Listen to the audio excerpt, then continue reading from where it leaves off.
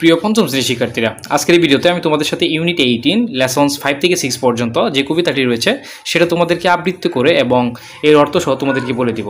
যেখানে বলা রয়েছে লিসেন, রিড অ্যান্ড সে, শোনো, পড়ো এবং বলো। সুতরাং শোনার পর তোমাদের পড়তে হবে এবং পরবর্তীতে কিন্তু তোমাদের বলতে হবে। আমি তোমাদেরকে কবিতাটি বলে দিচ্ছি। I meant to do my work today, আমি আজকে আমার কাজটি কি করতে চেয়েছি। রিচার্ড লি গ্যালিয়ান, যেটা লিখেছে Richard Le Gallienne. I meant to do my work today, আমি আজকে আমার কাজটি করতে চেয়েছি।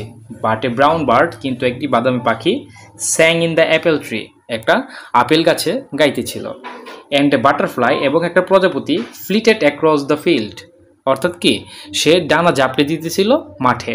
And all the leaves were calling me, এখানে লিফ হবে, যেটা অর্থ হচ্ছে পাতা, অর্থাৎ সকল পাতাগুলোই কি আমাকে ডাকতেছিল। And the wind went shining over the land, এবং কি উইন্ড অর্থাৎ বাতাস কি করতেছিল, শাইং অর্থ হবে দীর্ঘশ্বাস, তার দীর্ঘশ্বাস ফেলাচ্ছিল ল্যান্ড অর্থাৎ জমিতে।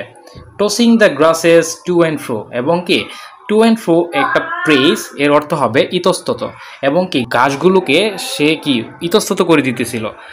অ্যান্ড রেইনবো, এবং কি একটি রংধনু, held out it's shining hand, তার যে জমকালো যে হাতটা সেটা বাড়িয়ে দিয়েছিল। So what could I do, সুতরাং আমি কি করব, বাট লাফ অ্যান্ড গো, হাসি এবং যাওয়া ছাড়া। ঠিক আছে, আশা করি তোমরা বুঝতে পেরেছ। এর পরবর্তীতে 3-4টা প্রশ্ন রয়েছে যেটা তোমাদের খুবই গুরুত্বপূর্ণ। আমি আলাদা একটা ইন্টারফেসে তাদের উত্তরটি দিয়ে দিব। এর আগে তোমাদের একটু বুঝিয়ে দিচ্ছি। দেখো, 1-এ বলা রয়েছে what was the bird doing, তো এখানে একেবারে সোজা, দ্য বার্ড ওয়াজ কি করতেছিল, the bird was singing in an apple tree.